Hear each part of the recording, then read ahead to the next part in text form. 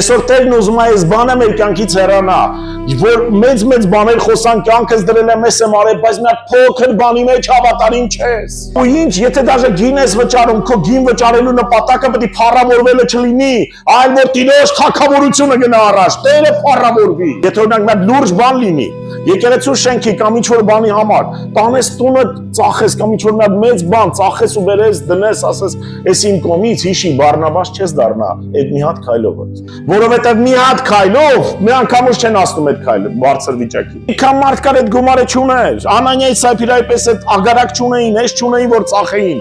բայց գիտեինք իրանք հասկանում էին, որ հոգևոր բարձունքների հասնելու համար հոգևոր գին է պետք վճարել։ Սիմոնի պես չէին մտածում փողը տամ, իշխանությունը ձեռք բերեմ։ Դրամասերներ, եթե ամբողջ կյանքը դրել ես, դաժե դու դրա մասին չես ասում։ Մարդիկ մեռնում են Հիսուսի համար, գնում են, իրանց չարչարում են, բայց իրանք չեն ասում, մենք կյանքներս դրինք, զոհաբերեցինք, ասում են, ես ինչ ենք անում,